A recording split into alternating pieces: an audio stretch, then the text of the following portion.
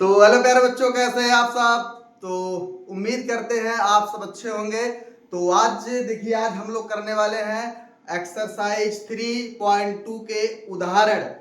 यानी कि इसके पहले वाले लेक्चर में हम लोगों ने एकदम अच्छे से कर लिया है 3.1 के सारे एग्जाम्पल और सारे प्रश्न हम लोगों ने कर लिया है, और जो कि ग्राफी विधि से हल करना था उनको हमने अच्छे से किया है। आज बारी है 3.2 की, और वह भी है प्रतिस्थापन विधि। और एकदम इतना आसान तरीके से बताएंगे कि आप एक बार अगर यह वीडियो देख लोगे ना, आपको प्रतिस्थापन एकदम अच्छे से चला मतलब एकदम अच्छे से का मतलब एकदम बढ़िया से आप एकदम तैयारी कर पाओगे, एकदम याद हो जाएगा। तो चलिए स्टार्ट करते हैं। सबसे पहले देखिए, ध्यान से दिया है, एक रैखिक समीकरण युग्म को हल करने की बीजगणितीय जो विधि है, आज वह विधि में हम कौन सी विधि पढ़ने जा रहे हैं? प्रतिस्थापन विधि। क्योंकि हम रैखिक जो समीकरण युग्म था उनको हल करने की हमारे पास 3-4 विधियां थी। अब जिनमें से एक सिलेबस में तो है नहीं, वज्र गुणन सिलेबस में है नहीं, लेकिन फिर भी जान लो हल करने की कितनी विधि थी भाई। नंबर पहला कौन था? ध्यान से देखिएगा, नंबर पहला हमारे पास था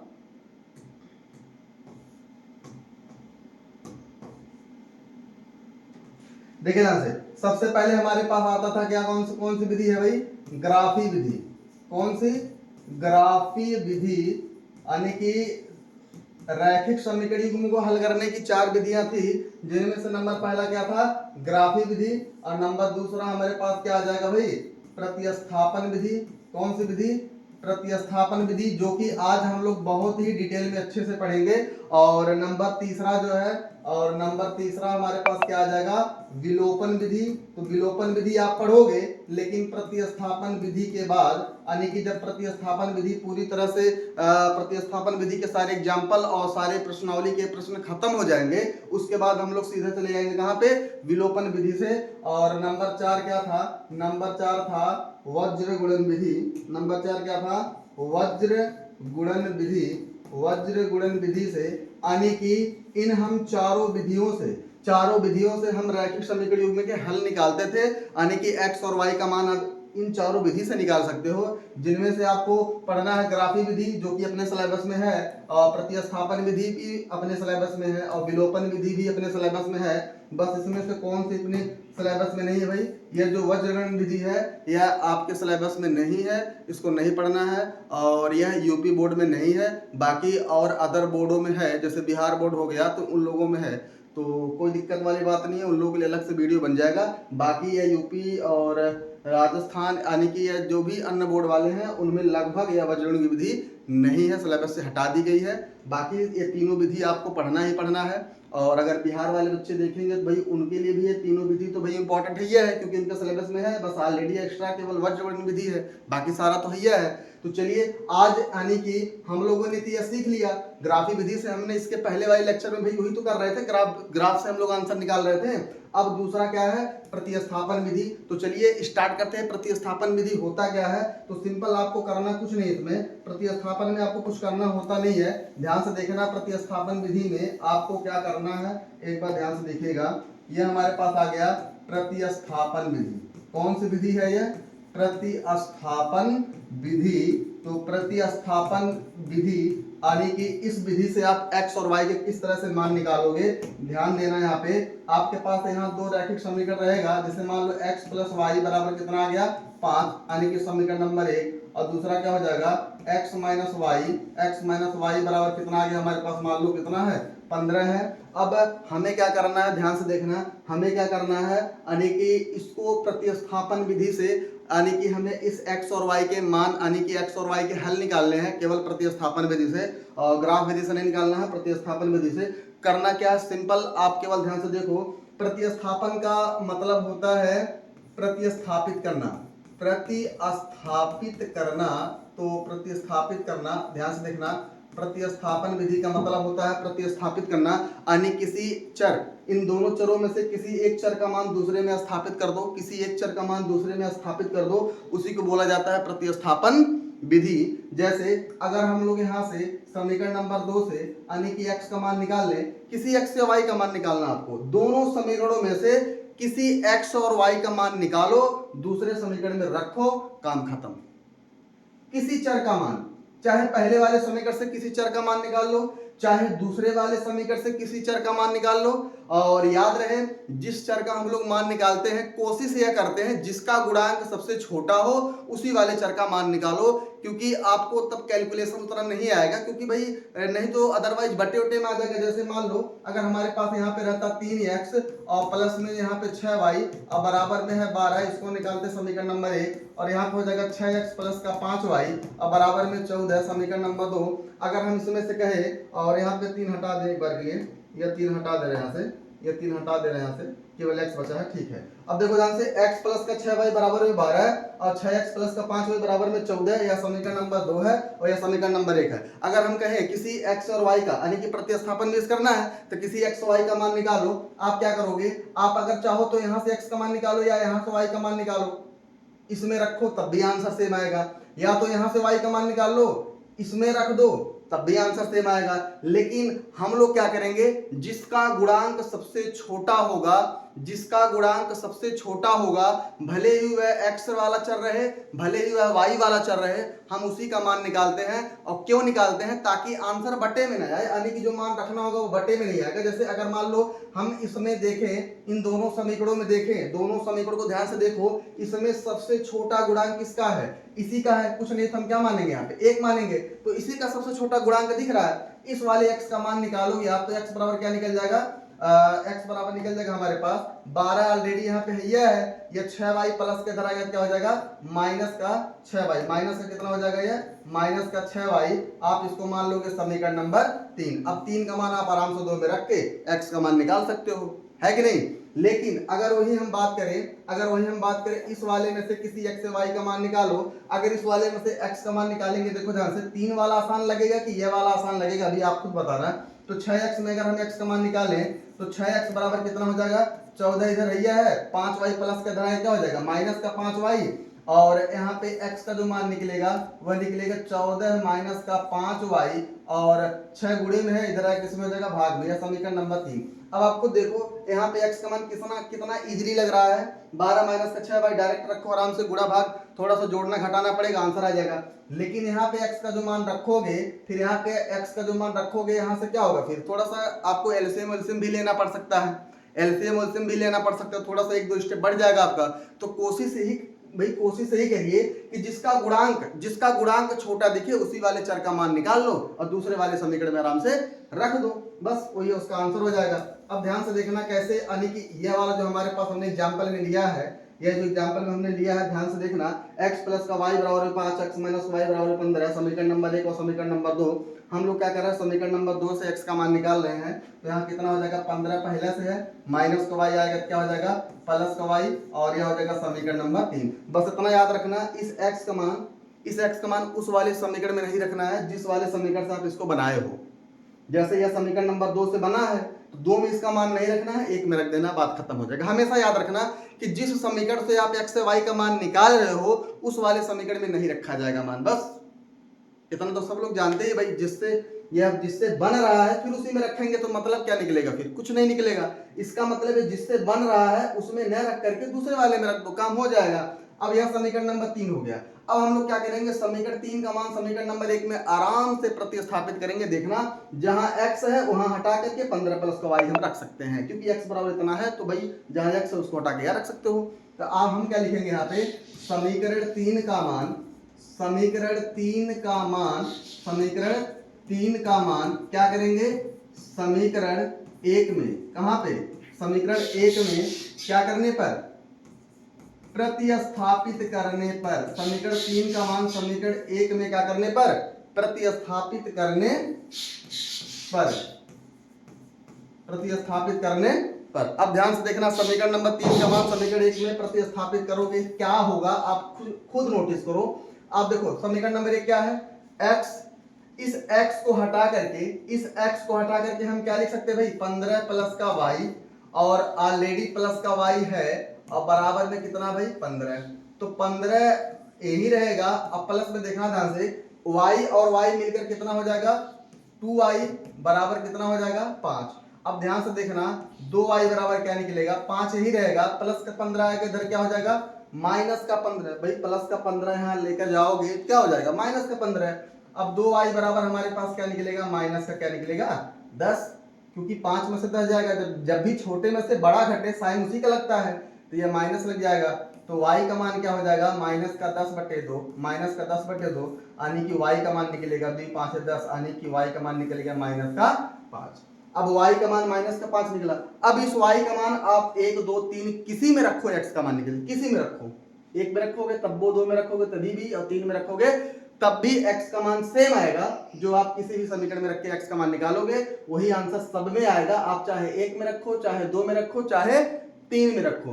तो हम लोग किस में रखेंगे, ना 1 में रखेंगे ना 2 में रखेंगे, सीधा किस में रखेंगे, 3 में। अब बोलोगे सर जी इसमें भी क्या है, भाई इसमें यह है, अगर 1 में रखोगे चाहे 2 में रखोगे तो x को यानी कि y वाले को पक्षांतर करना पड़ेगा। लेकिन अगर हम लोग 3 में रखें तो यहाँ पे कुछ भी पक्षांतर करने की जरूरत नहीं है, x ऑलरेडी बराबर है, x ऑलरेडी बराबर है। बाकी इन सब में x को बराबर करना पड़ेगा, जबकि समीकरण नंबर 3 में x ऑलरेडी बराबर है, तो आने की यहाँ पे डायरेक्ट x का मान निकल जाएगा बिना पक्षांतर किए। आपका एक आध लाइन एक्स्ट्रा बच जाएगा। तो आप क्या करना है, यहाँ पे y का मान समीकरण नंबर क्या में रखने पर, y का मान समीकरण क्या में रखने पर, समीकरण 3 में रखने पर, y का मान समीकरण नंबर 3 में रखने पर। अब जब y का मान समीकरण नंबर 3 में रखोगे, जहां y है उसके जगह क्या रख देते हैं, माइनस का 5। तो यहाँ पे निकलेगा हमारे पास x बराबर क्या था, 15 था ही, और प्लस में y का मान क्या निकला है, y का मान हमारे पास क्या निकला है, माइनस का 5। तो यहाँ रखेंगे माइनस का 5। अब x का मान ऑलरेडी निकल जाएगा, 15 हो जाएगा, और प्लस और माइनस क्या हो जाएगा, ये माइनस हो जाएगा और 5 हो जाएगा। x बराबर कितना हो जाएगा, 15 में से 5 जाएगा, कितना आ जाएगा, 10 हो जाएगा। यानी कि इस तरह से हमने निकाल लिया x बराबर 10 और y बराबर माइनस का 5, y बराबर क्या निकला, माइनस का 5। इस तरह से हमारा x और y का आंसर निकल जाएगा, किस विधि से, प्रतिस्थापन विधि से। तो आपको आई होप आपको समझ में आ रहा होगा कि एक्चुअली इस पूरे सेशन में क्या चलेगा, यानी कि किस तरह हम x और y की जो वैल्यू है दूसरे समीकरण में पुट करेंगे और वहां से हम x या y का मान निकालेंगे आसान तरीके से। कुछ नहीं करना, सिंपल x और y का मान निकालना होता है, किसी दूसरे समीकरण में रखना होता है, उसी को बोला जाता है प्रतिस्थापन विधि। चलिए अब आप प्रश्न करेंगे, आपको थोड़ा सा जो भी मन में होगा डाउट क्लियर हो जाएगा, ध्यान से देखना। तो अब चलिए हम बारी सीधा है उदाहरण नंबर 4 आने की प्रश्न का। तो देखिए ध्यान से दिया है, प्रतिस्थापन विधि द्वारा निम्न रैखिक समीकरण युग्म को हल कीजिए। अब प्रतिस्थापन विधि से इनको हल करना है, कोई दिक्कत वाली बात नहीं है। आप यहाँ से अपना हल शुरू कर सकते हो, हल शुरू करो। यहाँ से यहाँ पे दिया है क्या, 7x माइनस का 15y और बराबर में कितना दिया है, 2। इसको मानेंगे समीकरण नंबर 1। और दूसरा हमारे पास क्या दिया है, x प्लस का 2y बराबर में कितना दे रखा है, 3। इसको मानेंगे समीकरण नंबर 2। अब ध्यान से देखो, समीकरण नंबर 1 और समीकरण नंबर 2 को ध्यान से एक बार देख लो। आप बताओ ध्यान से, हम किस चर का मान निकालें, इस वाले x का या इस वाले y का, या इस वाले x का या इस वाले y का। तो हमने क्या बताया अभी, इसके जस्ट पहले वाले यानी कि एग्जांपल में हमने बता रहा था भाई कि आप x और y किसी का मान निकालो, किसी में रखो, आंसर आएगा सेम। लेकिन वह आपके लिए परेशानी बढ़ेगी ना, आपके लिए परेशानी बढ़ेगी। भाई मैथमेटिक्स में क्या होता है कि आप जितना ट्रिक से कर पाओ जल्दी जल्दी, वह तो वही स्मार्ट बच्चा है।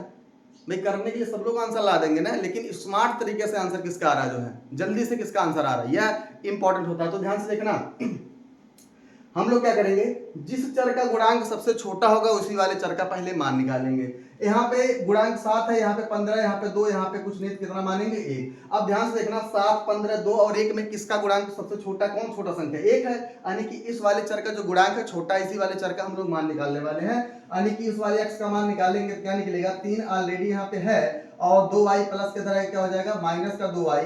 यह हो जाएगा हमारे पास इक्वेशन नंबर 3। अब समीकरण नंबर 3 का मान समीकरण नंबर क्या में रखोगे, 1 में कि 2 में, 2 में नहीं रखना है, 2 से तो यह बना है तीसरा।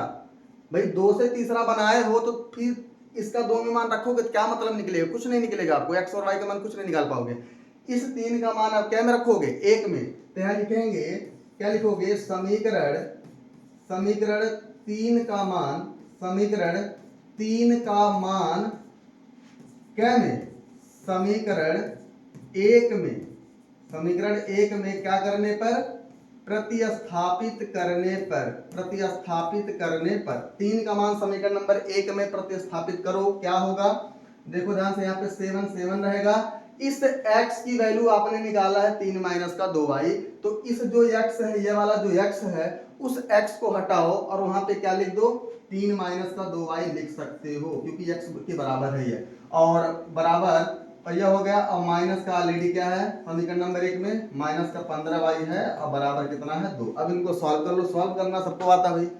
तो 7 त्रिक कितना हो जाएगा 21, और माइनस का 7 दूना 14y, और माइनस का कितना हो जाएगा यहाँ पे 15y, बराबर कितना हो जाएगा 2। अब ध्यान से देखना, माइनस का 14 और माइनस का 15, दोनों माइनस के है तो जुड़ेंगे, दोनों माइनस के होंगे तो जुड़ेंगे। एक माइनस का एक प्लस का तो घटता है, लेकिन दोनों माइनस के हो जाए या दोनों प्लस के साइन हो जाए तो उस कंडीशन में उसको जोड़ा जाता है।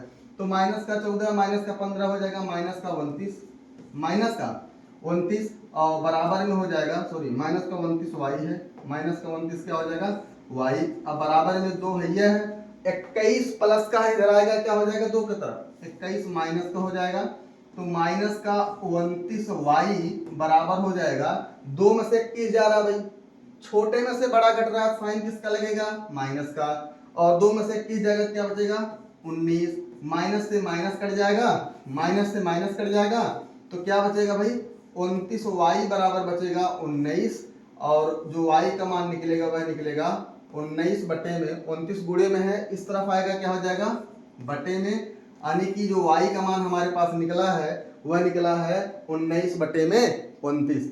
अब y का मान निकल गया है, अब x का भी मान निकल जाएगा, कैसे? अब इसी y का मान समीकरण नंबर 1 2 3 में किसी में रखो, लेकिन हम लोग किस में रखेंगे, हम लोग रखेंगे 3 में, क्योंकि 3 सबसे छोटा है, क्योंकि ऑलरेडी यहाँ पे x पक्षांतर है, बाकियों में आपको x को पक्षांतर करना पड़ेगा, यहाँ पे ऑलरेडी है, तो आप शांति से इस y का मान उठा के समीकरण नंबर क्या में रख दो 3 में। तो यहाँ लिखेंगे y का मान समीकरण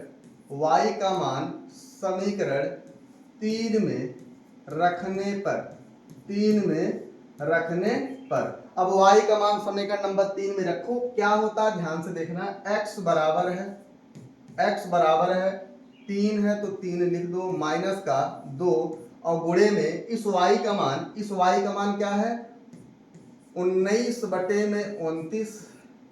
अब इनको सॉल्व करो, x बराबर क्या हो जाएगा 3 माइनस का 19 दूना कितना होता है भाई 38 होता है, और बटे में कितना होता है, कितना दिया है 29। अब ध्यान से देखना, बटे करके जब इनका एलसीएम लोगे क्या आ जाएगा भाई, 1 और 29 का एलसीएम कितना हो जाएगा 29 हो जाएगा। अब 1 से 29 में भाग दो, कितना जाएगा 29 बार, अब 29 का 3 में गुणा होगा तो 29 तिया कितना हो जाएगा भाई 29 तिया हो जाएगा 87, और माइनस का 29 से कम 29 होगा और 1 आएगा, और 1 से 38 में गुणा करोगे 38 ही आएगा। अब इनको ध्यान से घटा लो, कितना आएगा 17 में से 8 गया, कितना आ जाएगा भाई हमारे पास 9, 17 में से 8 गया, कितना आ जाएगा भाई 9 हो जाएगा। यहाँ बचा कितना 7, और 7 में से 3 जाएगा, कितना आ जाएगा भाई 4, यानी कि 49 हो जाएगा, और बटे में कितना हो जाएगा हमारे पास 29 हो जाएगा। इस तरह से x और y का मान हमने निकाल लिया। आता है क्या लिखेंगे, आता है x बराबर हमारे पास कितना मान है, x बराबर है 49 बटे 29, कामा y बराबर कितना आंसर निकला हमारे पास 19 बटे में कितना निकला है 19 बटे में क्या निकला है 29। तो इस तरह से आप एकदम आसान तरीके से प्रतिस्थापन विधि का x और y का मान आराम से निकाल सकते हो, बिना किसी टेंशन के आराम से आप x और y का मान निकाल सकते हो, कोई दिक्कत वाली बात नहीं है। अगला नंबर ध्यान से देखिए, उदाहरण नंबर 5 थोड़ा सा अच्छा है, ध्यान से देखना इसको, क्योंकि अब जितने भी यह क्वेश्चन तो ये वाली प्रश्नावली सोचो कितना इंपॉर्टेंट है, क्योंकि इससे आपको 4 नंबर वाले प्रश्न भी मिलते हैं, 6 नंबर वाले भी मिलते हैं, 2 नंबर वाले भी मिलते हैं, एमसीक्यू का भी तो मिलता है। तो मिला जुला के यह प्रश्नावली इतना इंपॉर्टेंट है कि अगर आप अच्छे से, अगर आपको यह 3.1 आ रहा है तो आपके मान के चलो 12-14 नंबर एकदम फिक्स है, 100% फिक्स है, उसको कोई रोक नहीं सकता। केवल अगर यह प्रश्नावली अगर आपने तैयार कर लिया 3 लेसन 2 चर वाले रैखिक समीकरण, क्योंकि इनसे सारे क्वेश्चन आपको एग्जाम में देखने को मिलेगा, बड़ा नंबर भी, छोटा नंबर भी, और एमसीक्यू भी तो देखने को मिलवे करेगा इसमें से। तो सोचो कितना इंपॉर्टेंट है, तो बड़े ध्यान से देखना है। अगला नंबर देखिए ध्यान से क्या दिया है, उदाहरण नंबर 5, निम्नलिखित प्रश्नों को प्रतिस्थापन विधि से हल कीजिए। ठीक है, इस वाले प्रश्न को हम लोग प्रतिस्थापन विधि से करेंगे, लेकिन कैसे, पहले इनका हम लोग अगर समीकरण बना लें, समीकरण, मेन काम है समीकरण को बनाना। अगर आपने समीकरण बना लिया फिर प्रश्न को हल करने में उतना दम नहीं लगता है जितना इक्वेशन को बनाने में लगता है टाइम। प्रश्न तो इजीली हो जाएगा, एकदम आसान तरीके से आप कर लोगे प्रश्न को सॉल्व, एक्स और वाई का मान निकाल लोगे। लेकिन मेन काम कहाँ है? मेन काम है आपको समीकरण को बनाना। तो चलिए स्टार्ट करते हैं, समीकरण को बनाते हैं। देखिए ध्यान से कैसे समीकरण को हम बना रहे हैं। दिया है आफ्ताब अपनी पुत्री से कहता है 7 वर्ष पूर्व मैं तुमसे 7 गुनी आयु का था, अब से 3 वर्ष बाद मैं तुमसे केवल 3 गुनी आयु का रह जाऊंगा। क्या यह मनोरंजक है? क्या यह मनोरंजक है? क्या ऐसा यह हो सकता पॉसिबल? इस स्थिति को बीजगणितीय एवं ग्राफी रूपों में व्यक्त कीजिए। मतलब बीजगणितीय और ग्राफी रूपों में व्यक्त करना है, ध्यान से देखना, और प्रतिस्थापन विधि से हल भी करना है, तो उसको बाद में देखेंगे। ध्यान से देखना, पहले यहाँ लिखेंगे इसका हल लिखेंगे। आपको मानना पड़ेगा, माना आफ्ताब की जो वर्तमान आयु है वह x वर्ष है, उसके पुत्री की वर्तमान आयु कितना है? y वर्ष। इतना पहले मानो फिर बताते हैं। यहाँ लिखेंगे माना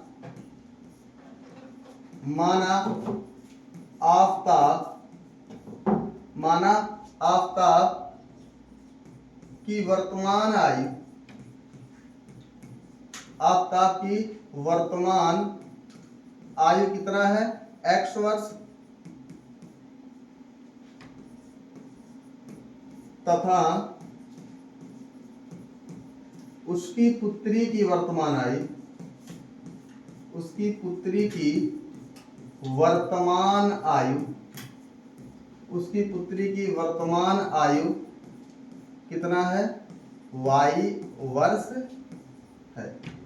अब ध्यान से देखना, हमने मान लिया कि भाई आफ्ताब x साल का है और उसकी पुत्री जो है y साल की है। अब आप सुनो, कंडीशन यहाँ पे 2 कंडीशन लगेगा।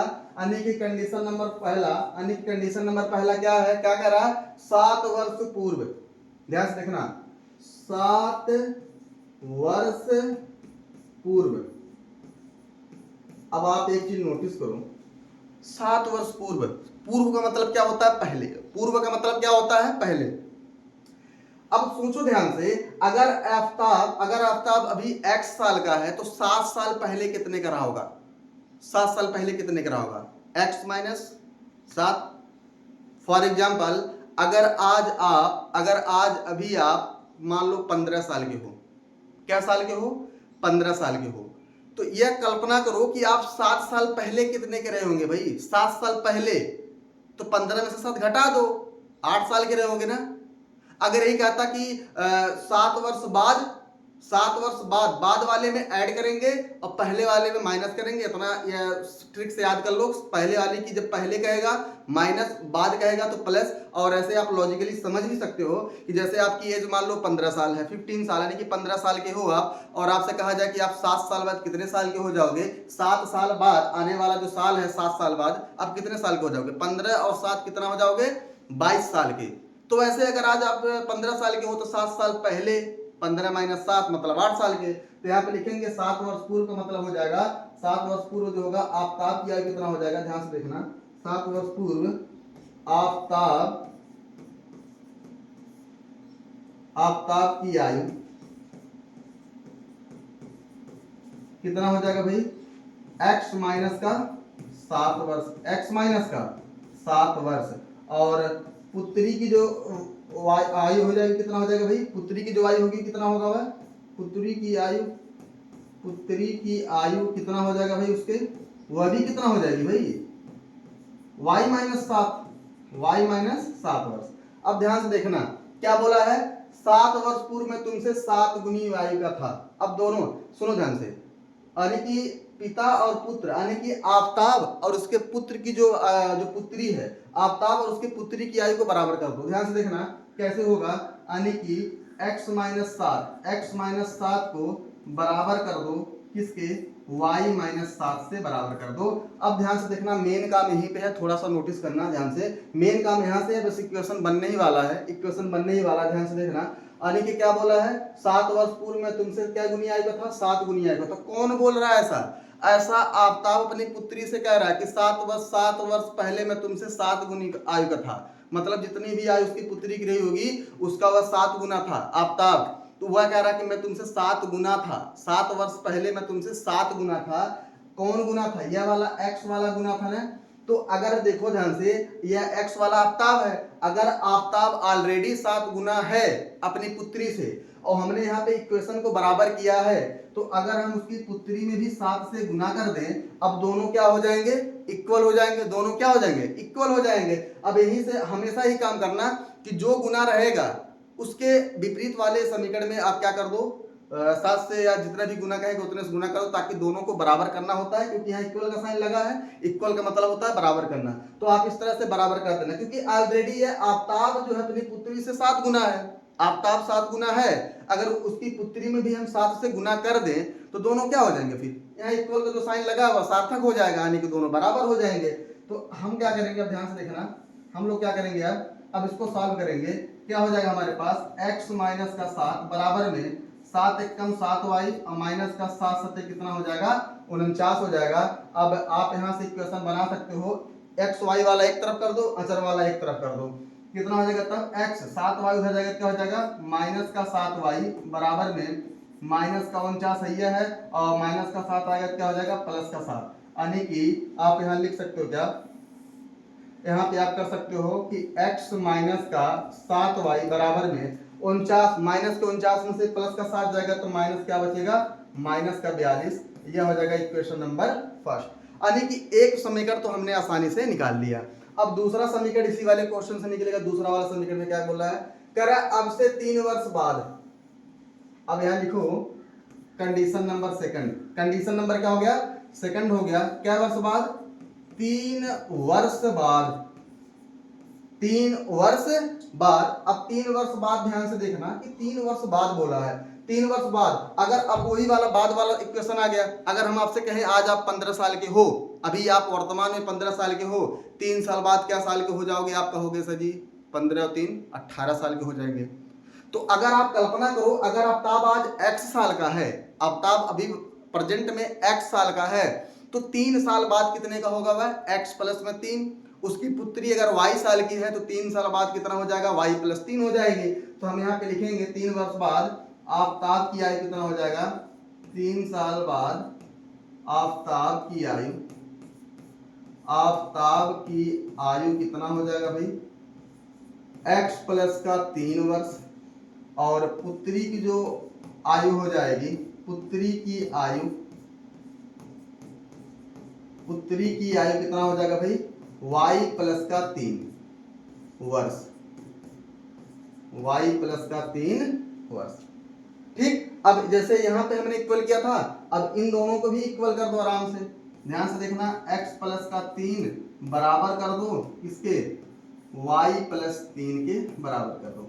अब ध्यान से पढ़ो, 3 वर्ष बाद मैं तुमसे केवल 3 गुनी का रह जाऊंगा, 3 गुनी आयु का रह जाऊंगा। अब कह रहा कि 7 साल पहले मैं तुमसे 7 गुना आयु का था, तो यहाँ पे ये वाला तो मामला हो गया।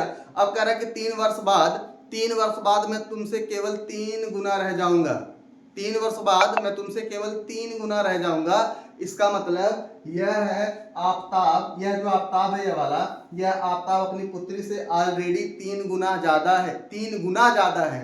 अगर यह 3 गुना ऑलरेडी ज्यादा है, अगर हम उसकी पुत्री में 3 से गुना कर दें, अब दोनों क्या हो जाएंगे, बराबर। बस यही वाला काम करना था, जब दोनों बराबर हो जाएंगे, ध्यान से देखना, जब दोनों बराबर हो जाएंगे फिर काम क्या है, इनको भाई इक्वेशन को आप सॉल्व कर लो आसानी से, इक्वेशन को क्या कर लो, इक्वेशन को आप सॉल्व करो, दूसरा वाला समीकरण प्राप्त कर लो, x प्लस का 3 ऐसे रहेगा, बराबर में 3 एकम कितना हो जाएगा, 3y और प्लस का 3 त्रिका कितना हो जाएगा 9, एक्स वाई वाला एक तरफ कर लो, क्या हो जाएगा, x माइनस का 3y अब बराबर में 9 यही रहेगा, प्लस का 3 इधर आएगा, क्या हो जाएगा माइनस का 3, यानी कि यहाँ पे हम इसको लिख दें तो हो जाएगा हमारे पास x माइनस का 3y, x माइनस का 3y बराबर में 9 में से 3 जाएगा कितना हो जाएगा 6। यह हो जाएगा हमारे पास समीकरण नंबर 2।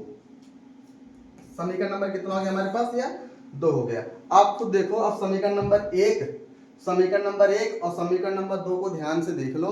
अब उतना दम नहीं है, अब इसके बाद वाला पोर्शन तो हमने करके एग्जाम्पल में देखा है।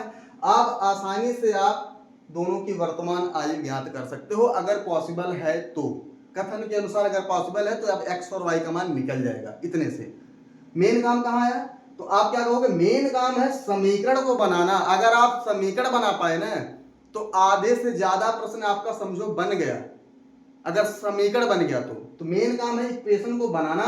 इक्वेशन बन रहा है तो फिर आपका प्रश्न समझो 70 से 80% आपका क्वेश्चन हो गया, केवल 20% केवल बचेगा क्वेश्चन। तो आराम से अब देखो ध्यान से, अब समीकरण नंबर 1 को देख लो, समीकरण नंबर 2 को देख लो, यहाँ पे भी गुणांक छोटा है, यहाँ पे भी गुणांक छोटा है, तो किसी में से x और y का मान निकाल लो। हम यहाँ से x का मान निकाल रहे हैं। x बराबर हो जाएगा 6 माइनस की 3y इधर आएगा, क्या हो जाएगा प्लस का 3y, यह हो जाएगा हमारे पास समीकरण नंबर 3। अब इस समीकरण नंबर 3 का मान हम सब लोग समीकरण नंबर क्या में रखेंगे, समीकरण 3 का मान समीकरण नंबर क्या में रख दो, 1 में रख दो। तो यहाँ लिखेंगे समीकरण 3 का मान समीकरण 1 में क्या करने पर, प्रतिस्थापित करने पर। अब प्रतिस्थापित कर दो आराम से। अब ध्यान से देखो, प्रतिस्थापित करेंगे क्या हो जाएगा, जहां x है वहां पे क्या रखना है 6 प्लस का 3y, जहां x है वहां पे क्या रखना है 6 और प्लस का 3y रखना है। और क्या है, ऑलरेडी माइनस का 7y है, अब बराबर में कितना है माइनस का 42। अब देखो ध्यान से, अब माइनस के 7y में से प्लस का 3y जाएगा तो माइनस का 4y बचेगा, बराबर में माइनस का 42 और 6 प्लस का इधर क्या हो जाएगा माइनस का 6। तो माइनस का जो 4y है वह बराबर हो जाएगा माइनस का 42 और माइनस का 6 मिलके हो जाएगा माइनस का 48, और माइनस से माइनस कट जाएगा और y का जो मान निकलेगा वह निकलेगा 48/4 के हिसाब से 4 से 48 कटेगा क्या बार में 12 में, यानी कि y का मान क्या निकल जाएगा 12। y का मान क्या निकल गया 12। अब इस y का मान समीकरण नंबर क्या में रख दो, y का मान समीकरण नंबर आराम से 3 में रख दो। तो y का मान समीकरण क्या में रखने पर 3 में रखने पर, y का मान समीकरण नंबर 3 में रखने पर। अब जब y का मान समीकरण नंबर 3 में रखोगे, ध्यान से देखना, यहीं पर रख देते हैं, y का मान समीकरण नंबर 3 में रखेंगे तो x बराबर हमारे पास क्या निकलेगा, ध्यान से देखना, y का मान अगर हम समीकरण नंबर 3 में रखेंगे तो x का मान क्या निकलेगा, x बराबर 6 इसे रहेगा और प्लस में 3 है तो 3 रहने दो, और y का मान कितना है, y का मान हमारे पास कितना है 12 है, तो x का मान क्या निकल जाएगा, तो 6 इसे रहेगा और प्लस में 12 और 3 कितना हो जाएगा 36, और x बराबर कितना हो जाएगा 36 और 6 कितना हो जाएगा 42। 36 और 6 कितना हो जाएगा 42 हो जाएगा, यानी कि हमें x का मान 42 निकल गया, y का मान 12 निकल गया। हमने माना था आफ्ताब की वर्तमान आयु x वर्ष है, यानी कि आफ्ताब क्या साल का है 42 साल का है, उसकी पुत्री y साल की है, y का मान 12 यानी कि उसकी पुत्री क्या साल की हो जाएगी 12 साल की हो जाएगी। तो यहाँ लिखेंगे आता है